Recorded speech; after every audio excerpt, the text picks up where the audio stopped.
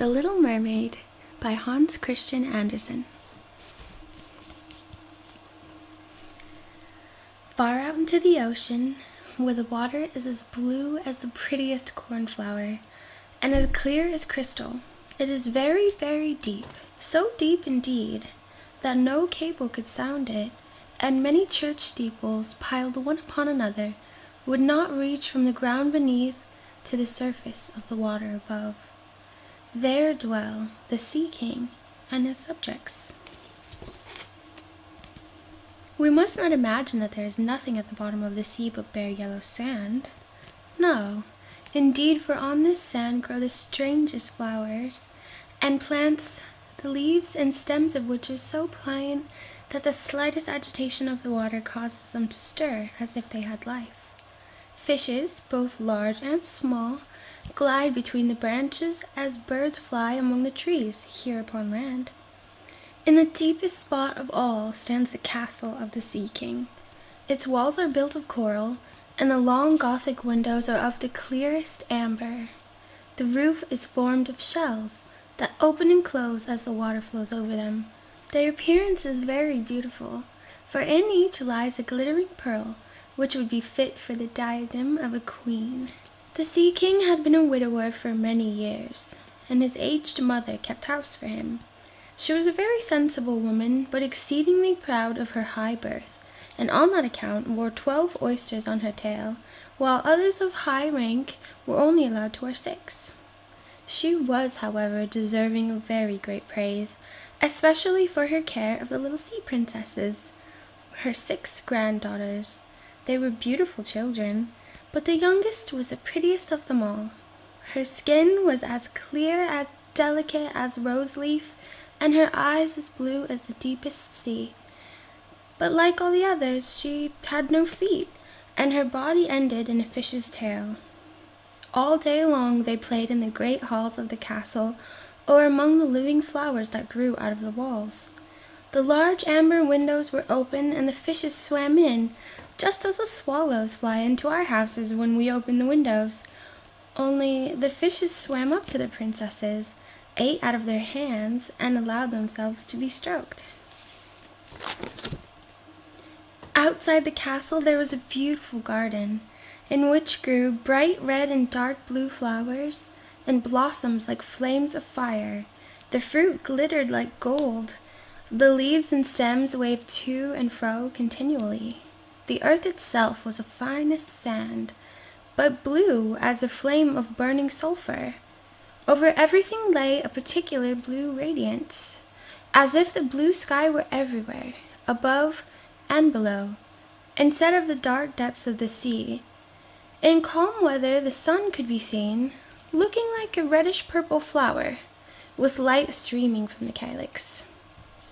Each of the young princesses had a little plot of ground in the garden, where she might dig and plant as she pleased.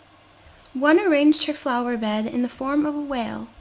Another preferred to make hers like the figure of a little mermaid, while the youngest child made hers round, like the sun, and in it grew flowers as red as his rays at sunset. She was a strange child, quiet and thoughtful. While her sisters showed delight at the wonderful things which they obtained from the wrecks of the vessels, she cared only for her pretty flowers, red like the sun, and a beautiful marble statue. It was the representation of a handsome boy, carved out of pure white stone, which had fallen to the bottom of the sea from a wreck. She planted by the statue a rose-colored weeping willow. It grew rapidly and soon hung its fresh branches over the statue, almost down to the blue sands. The shadow had the color of violet and waved to and fro like the branches, so that it seemed as if the crown of the tree and the root were at play, trying to kiss each other. Nothing gave her so much pleasure as to hear about the world above the sea. She made her old grandmother tell her all she knew of the ships and of the towns, the people and the animals. To her it seemed most wonderful and beautiful to hear that the flowers of the land had fragrance, while those below the sea had none, that the trees of the forest were green, and the fishes among the trees could sing so sweetly that it was a pleasure to listen to them. Her grandmother called the birds fishes, or the Little Mermaid would have not understood what she meant, for she had never seen birds. "When you have reached your 15th year," said grandmother, "you will have permission to rise up out of the sea and sit on the rocks in the moonlight while the great ships go sailing by. Then you will see both forests and towns." In the following year, one of the sisters would be 15, but as each was a year younger than the other, the youngest would have to wait 5 years before her turn came to rise up from the bottom of the ocean to see the earth as we do. However, each promised to tell the others what she saw on her first visit and what she thought was the most beautiful. Their grandmother could not tell them enough. There were so many things about which they wanted to know. None of them longed so much for her turn to come as the youngest, she who had the longest time to wait, and who was so quiet and thoughtful. Many nights she stood by the open window, looking up through the dark blue water, watching the fish as they splashed about with their fins and tails. She could see the moon and stars shining faintly, but through the water they looked larger than they do to our eyes. When something black like a cloud passed between her and them, she knew that it was either a whale swimming over her head, or a ship full of human beings who never imagined that a pretty little mermaid was standing beneath them, holding out her white hands toward the keel of their ship. At length the eldest was 15 and was allowed to rise to the surface of the ocean.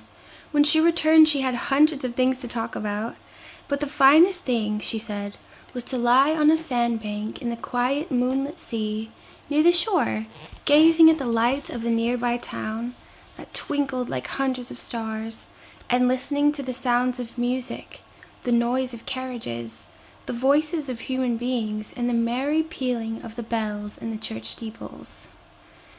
Because she could not go near all these wonderful things, she longed for them all the more. Oh, how eagerly did the youngest sister listen to all these descriptions, and afterwards, when she stood at the open window, looking up through the dark blue water, she thought of the great city, with all its bustle and noise, and even fancied she could hear the sound of church bells down in the depths of the sea. In another year, the second sister received permission to rise to the surface of the water and to swim about where she pleased. She rose just as the sun was setting, and this, she said, was the most beautiful sight of all.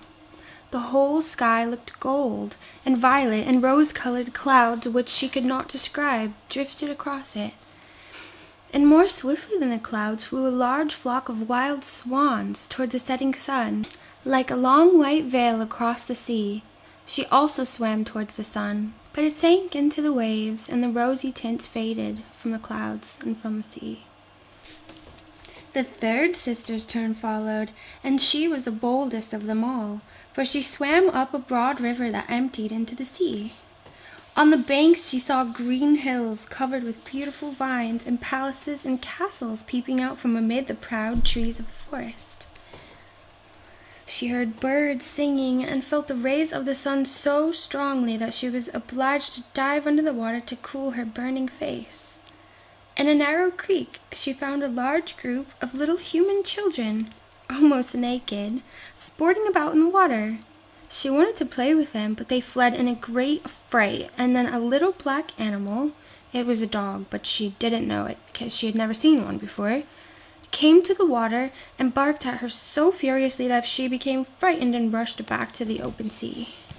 But she said she would never forget the beautiful forest, the green hills, and the pretty children who could swim in the water, although they had no tails. The fourth sister was more timid. She remained in the midst of the sea, but said it was quite as beautiful there as nearer the land. She could see many miles around her, and the sky above looked like a bell of glass. She had seen the ships, but at such great distance that they looked like seagulls. The dolphins sported in the waves, and the great whales spouted water from their nostrils till it seemed as if 100 fountains were playing in every direction. The fifth sister's birthday occurred in the winter, so when her turn came, she saw what the others had not seen the first time they went up. The sea looked quite green, and large icebergs were floating about, each like a pearl, she said, but larger and loftier than the churches built by men. They were of the most singular shapes and glittered like diamonds. She had seated herself on one of the largest and let the wind play with her long hair. She noticed that all the ships sailed past very rapidly, steering as far away as they could, as if they were afraid of the iceberg. Towards evening, as the sun went down, dark clouds covered the sky, the thunder rolled, and the flashes of lightning glowed red on the icebergs as they were tossed about by the heaving sea. On all the ships the sails were reefed with fear and trembling, while she sat on the floating iceberg, calmly watching the lightning as it darted its forked flashes into the sea. Each of the sisters, when she first had permission to rise to the surface, was delighted with the new and beautiful sights. Now that they were grown-up girls and could go when they pleased, they had become quite indifferent about it. They soon wished themselves back again, and after a month had passed, they had said it was much more beautiful down below, and pleasanter to be at home. Yet often, in the evening hours, the 5 sisters would twine their arms about each other and rise to the surface together. Their voices were more charming than that of any human being, and before the approach of a storm, when they feared that a ship might be lost, they swam before the vessel, singing enchanting songs of the delights to be found in the depths of the sea, and begging the voyagers not to fear if they sank to the bottom. But the sailors could not understand the song, and thought it was the sighing of the storm. These things were never beautiful to them, for if the ship sank, the men were drowned, and their dead bodies alone reached the palace of the Sea King. When the sisters rose, arm in arm, through the water, their youngest sister would stand quite alone, looking after them, ready to cry. Only, since mermaids have no tears, she suffered more acutely. "Were I but 15 years old," said she, "I know that I shall love the world up there and all the people who live in it." At last she reached her 15th year. "Well, now you are grown up," said the old dowager, her grandmother. "Come, and let me adorn you like your sisters." And she placed in her hair a wreath of white lilies, of which every flower leaf was half a pearl. Then the old lady ordered 8 great oysters to attach themselves to the tail of the princess to show her high rank. "They hurt me so," said the little mermaid. "Yes, I know. Pride must suffer pain," replied the old lady. Oh, how gladly she would have shaken off all this grandeur and laid aside the heavy wreath. The red flowers in her own garden would have suited her much better. But she could not change herself, so she said farewell and rose as lightly as a bubble to the surface of the water. The sun had just set when she raised her head above the waves. The clouds were tinted with crimson and gold, and through the glimmering twilight beamed the evening star in all its beauty. The sea was calm, and the air mild and fresh. A large ship with 3 masts lay becalmed on the water. Only one sail was set, for not a breeze stirred, and the sailors sat idle on deck or amidst the rigging. There was music and song on board, and as darkness came on, 100 colored lanterns were lighted, as if the flags of all nations waved in the air. The little mermaid swam close to the cabin windows, and now and then, as the waves lifted her up, she could see in through the glass window panes and see a number of gaily dressed people. Among them, and the most beautiful of all, was a young prince with large black eyes. He was 16 years of age, and his birthday was being celebrated with great display. The sailors were dancing on deck, and when the prince came out of the cabin, more than 100 rockets rose in the air, making it as bright as day. The little mermaid was so startled that she dived underwater, and when she again stretched out her head, it looked as if all the stars of heaven were falling around her. She had never seen such fireworks before. Great suns spurted fire about, and splendid fireflies flew into the blue air, and everything was reflected in the clear, calm sea beneath. The ship itself was so brightly illuminated that all of the people and even the smallest rope could distinctly be seen. How handsome the young prince looked as he pressed the hands of all his guests and smiled at them, while the music resounded through the clear night air. It was very late, yet the little mermaid could not take her eyes from the ship or from the beautiful prince. The colored lanterns had been extinguished, no more rockets rose in the air, and the cannon had ceased firing. But the sea became restless, and a moaning, grumbling sound could be heard beneath the waves. Still, the little mermaid remained by the cabin window, rocking up and down on the water so that she could look within. After a while, the sails were quickly set and the ship went on her way. But soon the waves rose higher and heavy clouds darkened the sky, and lightning appeared in the distance. A dreadful storm was approaching. Once more the sails were furled, and the great ship pursued her flying course over the raging sea. The waves rose mountain high as if they would overtop the masts, but the ship dived like a swan between them, then rose again on their lofty foaming crests. To the little mermaid this was pleasant sport, but not so to the sailors. At length the ship groaned and creaked, and the thick planks gave way under the lashing of the sea. As the waves broke over the deck, the main mast snapped asunder like a reed, and the ship lay over on her side. The water rushed in. The little mermaid now perceived that the crew were in danger. Even she was obliged to be careful, to avoid the beams and planks of the wreck which lay scattered on the water. At one moment it was pitch dark, so that she could not see a single object, but when a flash of lightning came it revealed the whole scene. She could see everyone who had been on board except the prince. When the ship parted, she had seen him sink into the deep waves, and she was glad, for she thought he would now be with her. Then she remembered that human beings could not live in the water, so that when he got down to her father's palace, he would certainly be quite dead.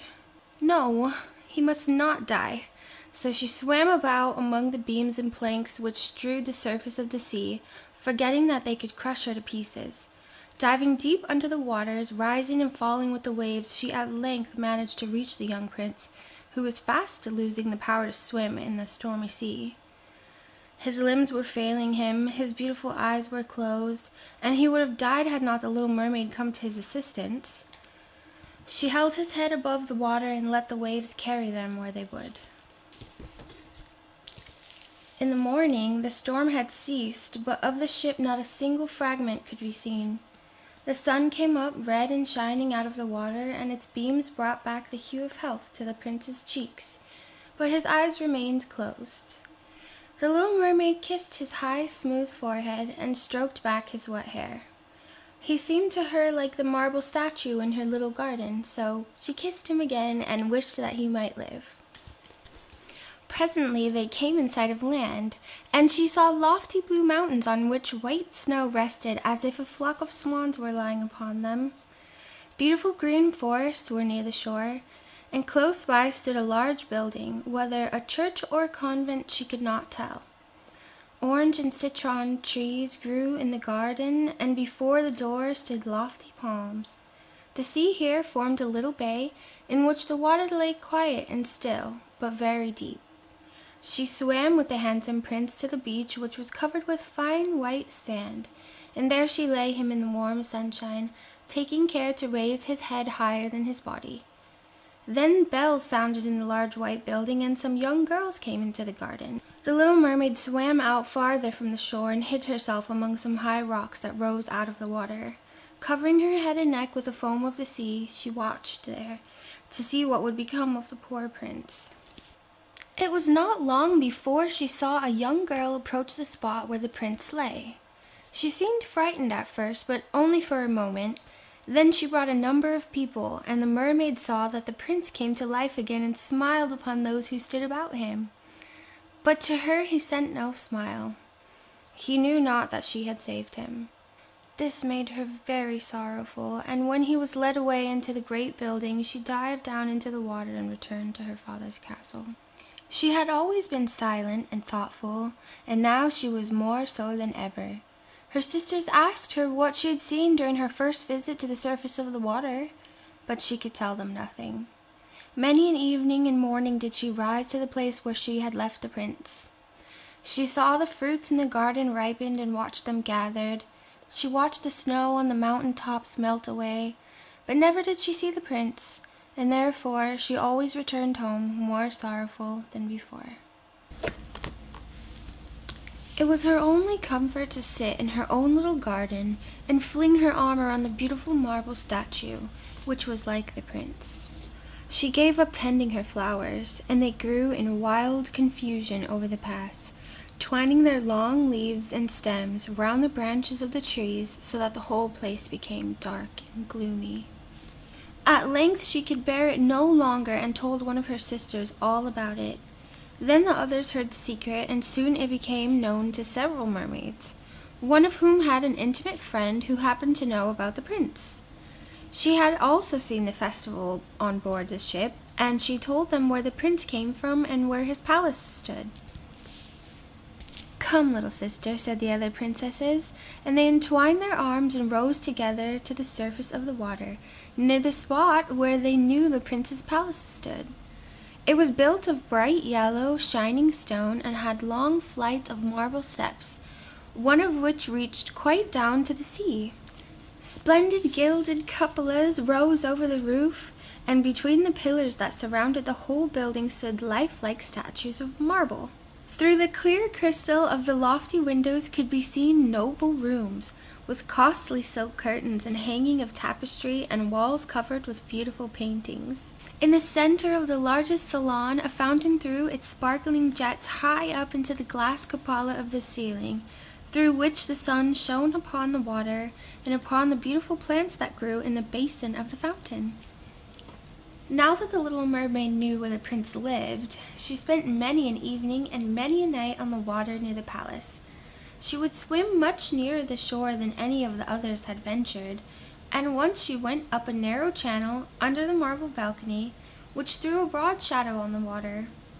Here she sat and watched the young prince, who thought himself alone in the bright moonlight. She often saw him in evenings, sailing a beautiful boat on which music sounded and flags waved.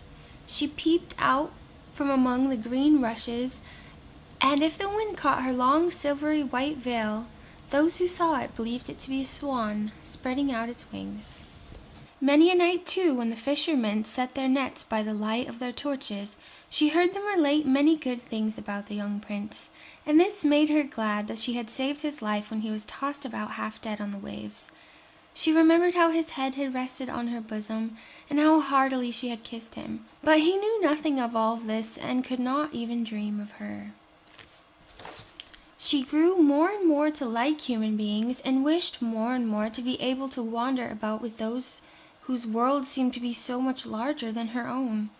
They could fly over the sea in ships, and mount the high hills which were far above the clouds, and the lands they possessed, their woods and their fields, stretched far away beyond the reach of her sight.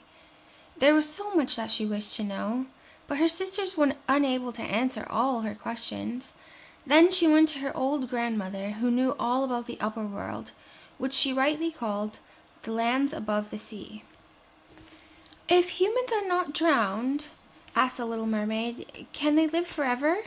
Do they never die as we do here in the sea?" "Yes," replied the old lady, "they must also die, and their term of life is even shorter than ours. We sometimes live for 300 years, but when we cease to exist here, we become only foam on the surface of the water, and have not even a grave among those we love. We have not immortal souls, we shall never live again. Like the green seaweed, once it has been cut off, we can never flourish more. Human beings, on the contrary, have souls which live forever. Even after the body has been turned to dust, they rise up through the clear, pure air beyond the glittering stars. As we rise out of the water and behold all the land of the earth, so do they rise to unknown and glorious regions which we shall never see." "Why have we not immortal souls?" asked the little mermaid mournfully. I would gladly give all the hundreds of years I have to live to be a human being for only one day, and to have the hope of knowing the happiness of that glorious world above the stars." "You must not think that," said the old woman. "We believe that we are much happier and better off than the human beings." "So I shall die," said the little mermaid, "and as the foam of the sea I shall be driven about, never again to hear the music of the waves or to see the pretty flowers or the red sun. Is there anything I can do to win an immortal soul?" "No," said the old woman, "unless a man should love you so much that you were more to him than his father or his mother, and if all his thoughts and all his love were fixed upon you, and the priest placed his right hand in yours, and he promised to be true to you here in the hereafter, then his soul would glide into your body, and you would obtain a share in the future of happiness of mankind. He would give to you a soul, and retain his own as well, but this can never happen. Your fish's tail, which among us is considered so beautiful, on earth is thought to be quite ugly. They do not know any better, and they think it necessary, in order to be handsome, to have two stout props which they call legs." Then the little mermaid sighed and looked sorrowfully at her fish's tail. "Let us be happy," said the old lady, "and dart and spring about during the 300 years that we have to live, which is really quite long enough. After that we can rest ourselves all the better. This evening we are going to have a court ball." It was one of those splendid sights which we can never see on earth. The walls and the ceilings of the large ballroom were of thick but transparent crystal. Many hundreds of colossal shells, some of a deep red, others of a grass green, with blue fire in them, stood in rows on each side. These lighted up the whole salon, and shone through the walls so that the sea was also illuminated. Innumerable fishes, great and small, swam past the crystal walls. On some of them the scales glowed with a purple brilliance, and on others shone like silver and gold. Through the halls flowed a broad stream, and in it danced the mermen and mermaids to the music of their own sweet singing. No one on earth has such lovely voices as they, but the little mermaid sang more sweetly than all. The whole court applauded her with hands and tails, and for a moment her heart felt quite gay, for she knew she had the sweetest voice on either earth or in sea. But soon she thought again of the world above her. She could not forget the charming prince, nor her sorrow that she had not an immortal soul like his. She crept away silently out of her father's palace, and while everything within was gladness and song, she sat in her own little garden, sorrowful and alone. Then she heard the bugle sound through the water and thought, "He is certainly sailing above, he in whom my wishes and center, in whose hands I should like to place the happiness of my life. I will venture all for him and to win an immortal soul. While my sisters are dancing in my father's palace, I will go to the sea witch, of whom I have always been so much afraid. She can give me counsel and help." Then the little mermaid went out from her garden and took the road to the foaming whirlpools, behind which the sorceress lived. She had never been that way before.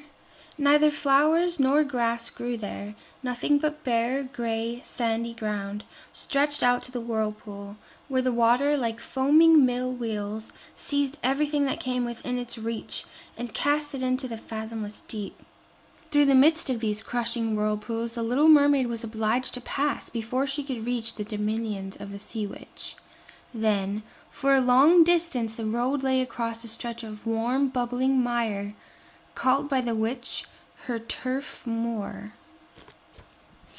Beyond this was the witch's house, which stood in the center of a strange forest, where all the trees and flowers were polypi, half animals and half plants. They looked like serpents with 100 heads growing out of the ground.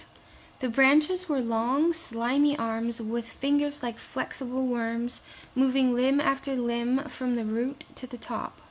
All that could be reached in the sea they seized upon and held fast, so that it never escaped from their clutches.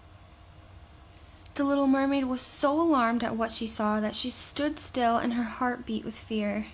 She came very near to turning back, but she thought of the prince and of the human soul for which she longed, and her courage returned. She fastened her long flowing hair around her head so that the polypi should not lay hold of it.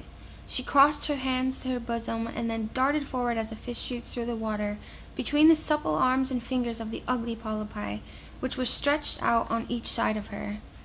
She saw they all held in their grasp something they had seized with their numerous little arms, which were as strong as iron bands. Tightly grasped in their clinging arms were white skeletons of human beings who had perished out at sea and had sunk down into the deep waters, skeletons of land animals, and oars, rudders, and chests of ships. There was even a little mermaid who they'd caught and strangled, and this seemed the most shocking of all to the little princess. She now came to a space of marshy ground in the wood where large, fat water snakes were rolling in the mire and showing their ugly, drab-colored bodies.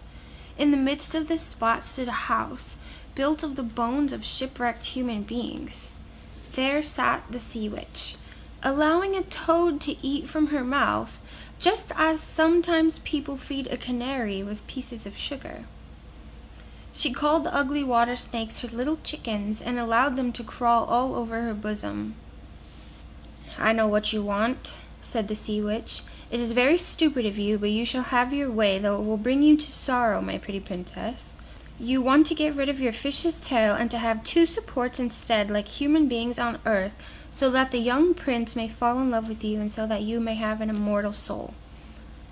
And then the witch laughed so loud and so disgustingly that the toad and the snakes fell to the ground and lay there wriggling. "I will prepare a draught for you, with which you must swim to land tomorrow before sunrise. Seat yourself there and drink it. Your tail will then disappear and shrink up into what men call legs. You will feel great pain as if a sword were passing through you. But all who see you will say you are the prettiest little human being that they ever saw. You will still have the same floating gracefulness of movement, and no dancer will ever tread so lightly. Every step you take, however, will be as if you were treading upon sharp knives, and as if the blood must flow. If you will bear all this, I will help you." "Yes, I will," said the little princess in a trembling voice, as she thought of the prince and the immortal soul. "But think again," said the witch, "for when once your shape has become like a human being, you can no more be a mermaid. You will never return through the water to your sisters or to your father's palace again. And if you do not win the love of the prince, so that he is willing to forget his father and mother for your sake and to love you with his whole soul, and allow the priest to join your hands that you may be man and wife, then you will never ever have an immortal soul. The first morning after he marries another, your heart will break and you will become foam on the crest of the waves." "I will do it," said the little mermaid, and she became pale as death. "But I must be paid also," said the witch, "and it is not a trifle that I ask. You have the sweetest voice of any who dwell here in the depths of the sea, and you believe that you will be able to charm the prince with it. But this voice you must give to me. The best thing you possess will I have as the prince of my costly draught, which must be mixed with my own blood so that it may be as sharp as a two-edged sword." "But if you take away my voice," said the little mermaid, "what is left for me?" "Your beautiful form, your graceful walk, and your expressive eyes. Surely with these you can enchain a man's heart. Well, have you lost your courage? Put out your little tongue that I may cut it off as my payment, and then you shall have the powerful draught." "It shall be," said the little mermaid. Then the witch placed her cauldron on the fire to prepare the magical draught. "Cleanliness is a good thing," said she, scouring the vessel with snakes, which she had tied together in a large knot. Then she pricked herself in the breast and let the black blood drop into the cauldron. The steam that rose twisted itself into such horrible shapes that no one could look at them without fear. Every moment the witch drew a new ingredient into the vessel, and when it began to boil, the sound was like the weeping of a crocodile. When at last the magic draught was ready, it looked like the clearest water.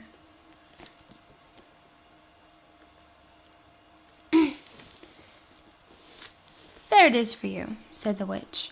Then she cut off the little mermaid's tongue so that she would never again speak or sing. "If the polypi should seize you as you return through the wood, throw over them a few drops of the potion and their fingers will be torn into 1,000 pieces."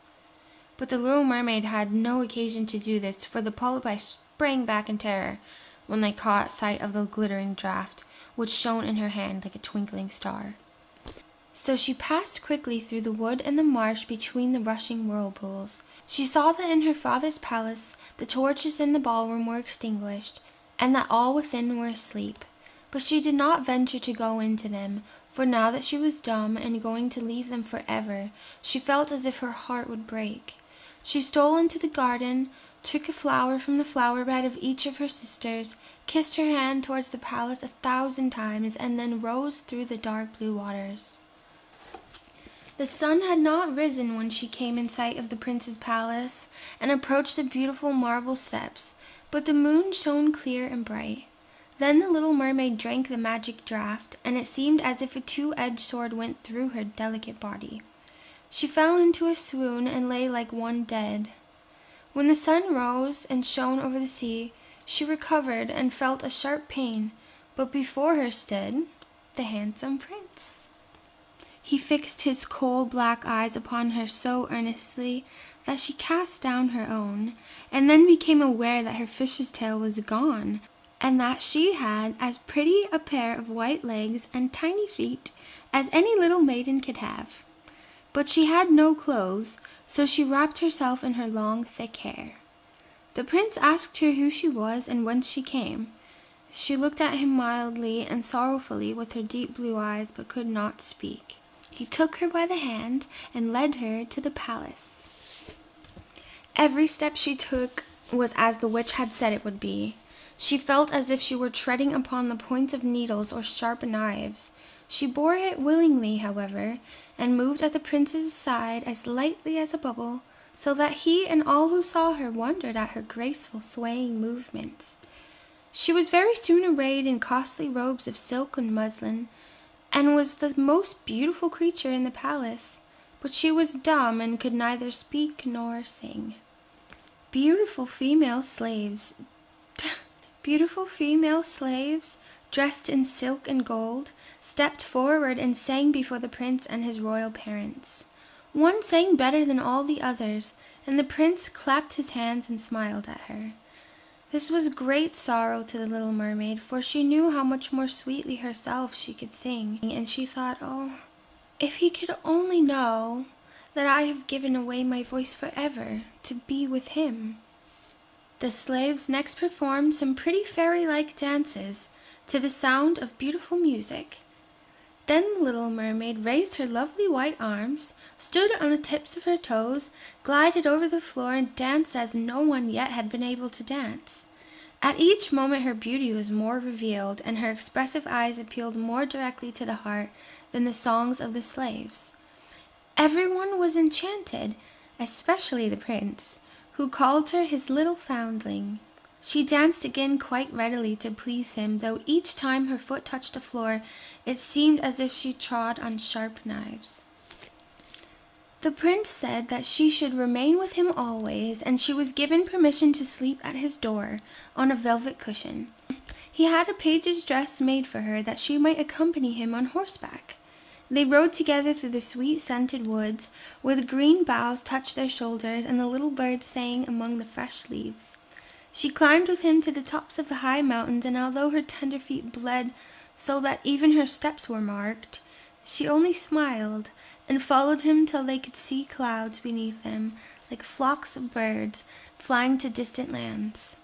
While at the prince's palace, and when all the household were asleep, she would go and sit on the broad marble steps, for it eased her burning feet to bathe them in the cold sea water.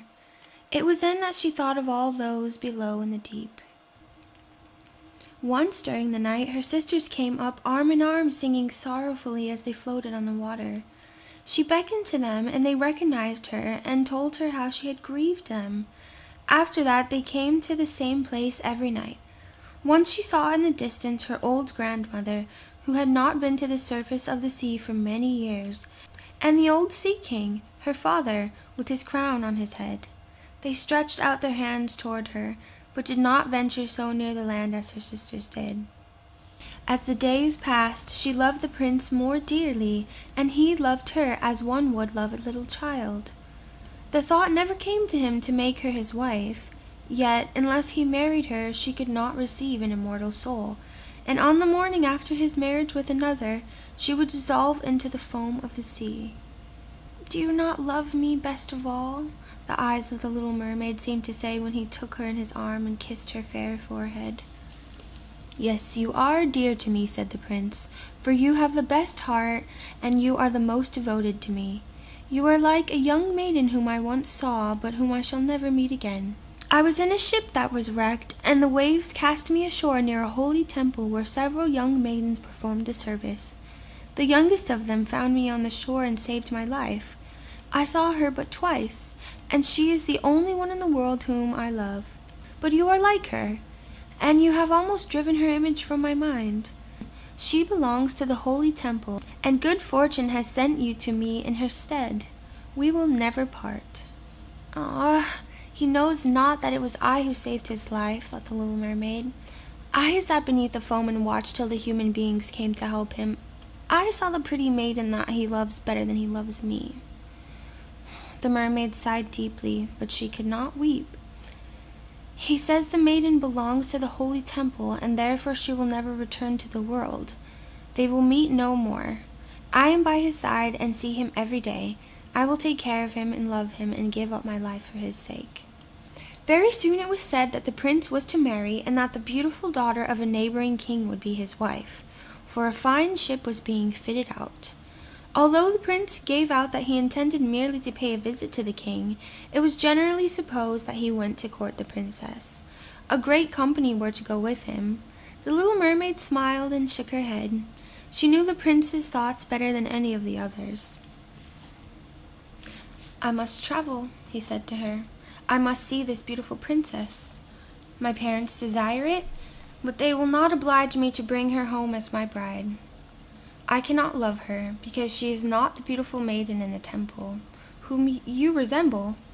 If I were forced to choose a bride, I would choose you, my dumb foundling with those expressive eyes." Then he kissed her rosy mouth, played with her long waving hair, and laid his head on her heart, while she dreamed of human happiness and an immortal soul. "You're not afraid of the sea, my dumb child, are you?" he said, as they stood on the deck of the noble ship which was to carry them out of the country of the neighboring king.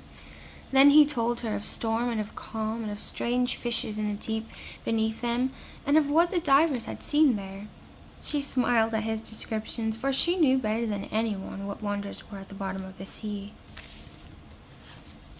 In the moonlight night, when all on board were asleep except the man at the helm, she sat on deck, gazing down through the clear water.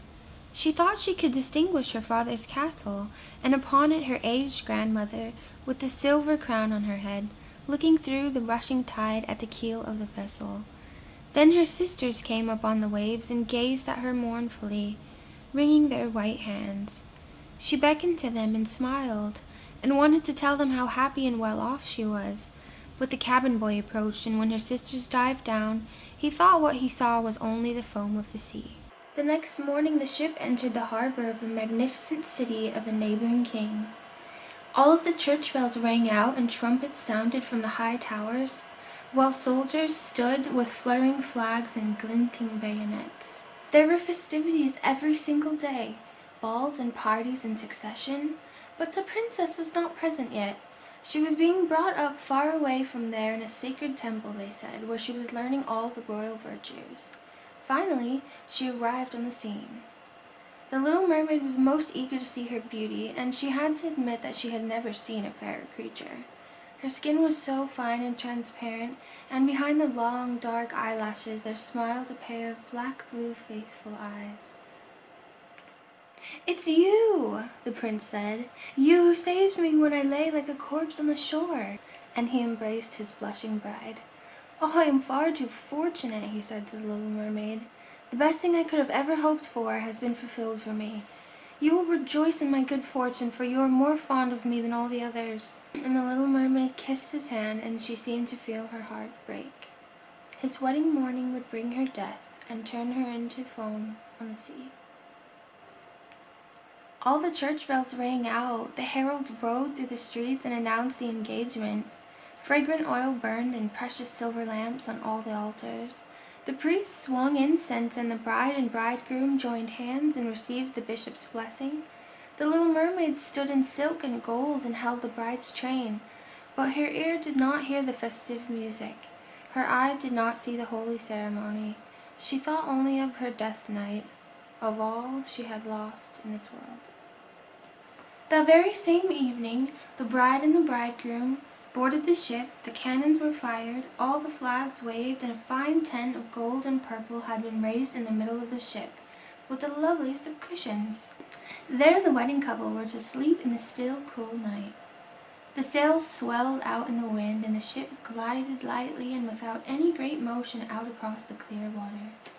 When it grew dark, many colored lamps were lit, and the sailors danced merry dances on deck. The little mermaid had to think of the first time she surfaced from the depths and saw the same magnificence and happiness, and she swirled round in the dance too, floated like the swallow floats when it is being pursued, and everyone expressed their great admiration. Never had she danced so wonderfully. It felt like sharp knives in her fine small feet, but she did not notice it. It was nothing compared to the pain in her heart. She knew this would be the last evening she would see the man for whom she had abandoned her home and her family, given up her lovely voice, and suffered endless torment every day, without him having any idea of this. This was the last night she would breathe the same air as he did, see the deep ocean and the star-studded sky. An eternal night without thought or dream awaited her, she who had no soul and would ever be able to gain one. And there was joy and merriment on board until way after midnight. She laughed and danced, but with the thought of death in her heart.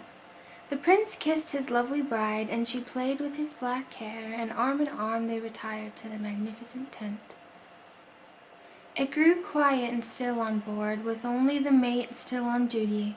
The little mermaid laid her white arm on the railing and looked eastward towards the approaching dawn.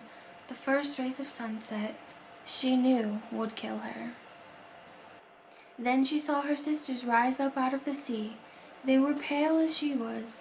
Their long, beautiful hair no longer fluttered in the wind. It had been cut off. "We have given it to the witch, so that she can bring help and prevent you from dying this night. She has given us a knife. Here it is. Can you see how sharp it is?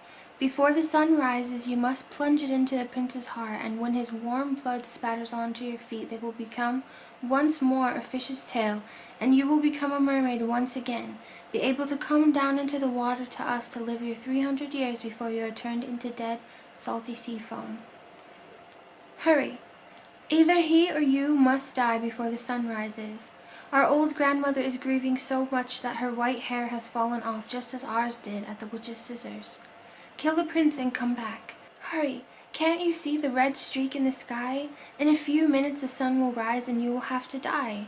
And they let out a strangely deep sigh and sank down into the waves. The little mermaid pulled back the purple curtain from the tent, and she saw the lovely bride sleeping with her head on the prince's breast. And she bent down, kissed him on his handsome forehead, looked up at the sky where the dawn grew stronger and stronger, looked down at the sharp knife, and once more fixed her eyes on the prince, who named his bride by his name in his dreams. She alone was in his thoughts, and the knife shook in the mermaid's hands. But then she flung it far out across the waves, which gleamed red when it fell, so it looked like drops of blood trickling up out of the water. Once more she gazed at the prince with half-glazed eyes, rushed off the ship down into the sea, and felt her body dissolve into foam. Now the sun rose out of the sea. Its rays fell so gently and warmly on the deathly cold sea foam, and the little mermaid did not feel death. She saw the bright sun, and up above her there floated hundreds of transparent, lovely creatures. Through them she could see the ship's white sails and the sky's red clouds, and their voice was a melody, but so spiritual that no human ear could hear it, just as no earthly eye could see them. Without wings they floated in their own lightness through the air. "Who am I coming to?" she said, and her voice sounded like those of the other beings, so spiritual that no earthly music can reproduce it. "To the daughters of the air," the others replied. "A mermaid has no immortal soul, can never gain one unless she wins the love of a human being. Her eternal being depends on a foreign force. The daughters of the air do not have an eternal soul either, but by good deeds they are able to create one for themselves. We fly to the warm countries where the sultry plague air kills people. There we fan cool air on them. We spread the scent of flowers through the air and send refreshment and cure. When we have striven to do all the good we can for 300 years, we are granted an immortal soul and take part in the eternal happiness of humans. You, poor little mermaid, have striven to do the same with all your heart as we do. You have suffered and endured, have lifted yourself up to the realm of the spirits of the air. Now, through good deeds, you can create for yourself an immortal soul in 300 years' time." The little mermaid lifted her clear arms towards God's Son, and for the first time she felt tears. On board the ship there was noise and life once more. She saw the prince with his lovely bride searching for her. Sadly, they stared at the bubbling foam as if they knew she had thrown herself into the waves. Unseen, she kissed the bride's forehead, smiled at him, and rose with the other children of the air up into the rosy cloud that sailed through the sky. "In 300 years' time we will sail thus into the kingdom of God." "We can also enter in earlier than that," one of them whispered. "We can float unseen into the home of humans who have children, and each time we find a good child that gladdens its parents and earns their love, God shortens our time of probation. The child is unaware of us flying through the living room, and when we smile with joy at it, 1 year is taken away from our 300. But if we see a naughty and wicked child, then we have to cry tears of sorrow, and each tear adds a further day to our time of probation." That was it, guys. That was the story of The Little Mermaid by Hans Christian Andersen. I hope you enjoyed it. If there are any other stories you would like to hear me read in the future, please let me know below in the comments. Thank you.